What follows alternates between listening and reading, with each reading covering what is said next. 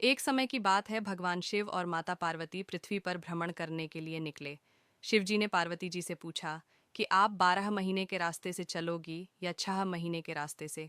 तो पार्वती जी बोली, मैं 12 महीने के रास्ते से चलूंगी। तब शिव जी ने पार्वती जी से कहा कि संसार के लोगों के दुखों को देखकर आप कोई भी हठ नहीं करोगी। पार्वती जी मान गई।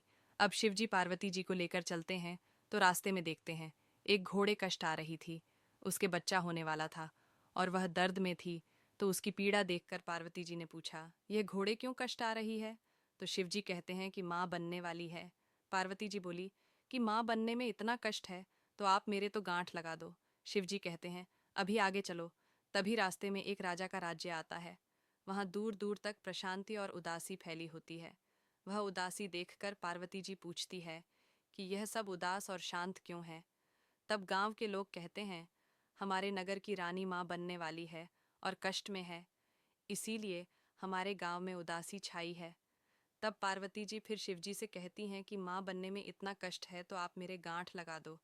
वह शिवजी के पीछे पड़ जाती है, पर शिवजी उन्हें यह कहकर आगे बढ़ जाते हैं कि यदि एक बार गांठ लग गई तो दोबारा नहीं खोल सकती। आप जब वह आगे बढ़ते हैं तो देखते हैं कि स्थिति में एक गाय कष्ट आ रही थी। उसकी पीड़ा देखकर पार्वती जी फिर बोली, माँ, बनने में इतना कष्ट है तो आप मेरे तो गांठ ही लगा दो। पार्वती जी हट करने लगी तो शिवजी ने पार्वती जी के गांठ लगा दी। अब वह दोनों आगे बढ़े। इस प्रकार चलते चलते वह दोनों पार्वती जी के पीहर पहुंचते हैं। वह सब उनकी खूब आवभगत करते हैं। खूब पकवान बनाए जाते हैं, पर शिवजी जो भी खाना बना होता है वह सब खाना खा जाते हैं। अब पार्वती जी क्या खाएं, तो वह बथुए के साथ खाकर पानी पी लेती है। दोपहर में जब वह दोनों विश्राम करते हैं तो शिवजी पार्वती जी से पूछते हैं कि आपने क्या खाया?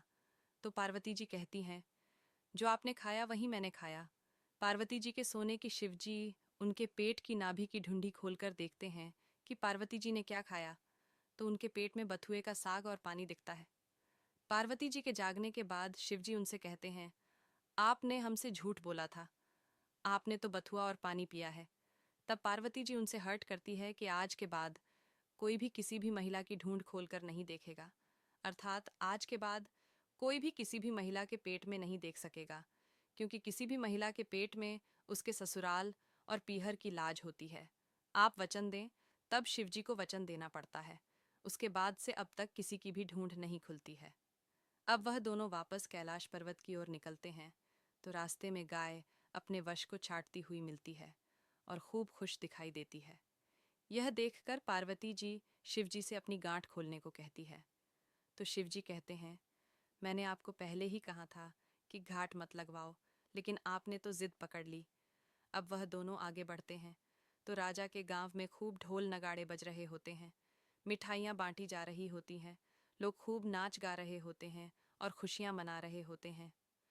पार्वती जी लोगों से पूछती है, यहाँ क्या हुआ? तो सब बताते हैं, नगर की रानी के यहाँ बेटा होने की खुशी का जश्न मनाया जा रहा है।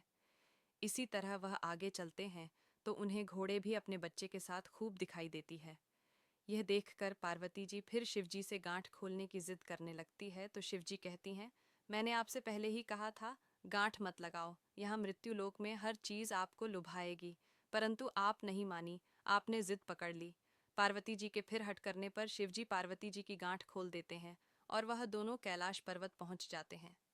भगवान शंकर जैसे पहले माता पार्वती के गांठ लगाई, किसी पर भी गांठ मत लगाना, और जैसे बाद में पार्वती जी की गांठ खोली, वैसे इस कहानी को कहते सुनते और हुंकार भरते सभी को अमर सुहाग देना है।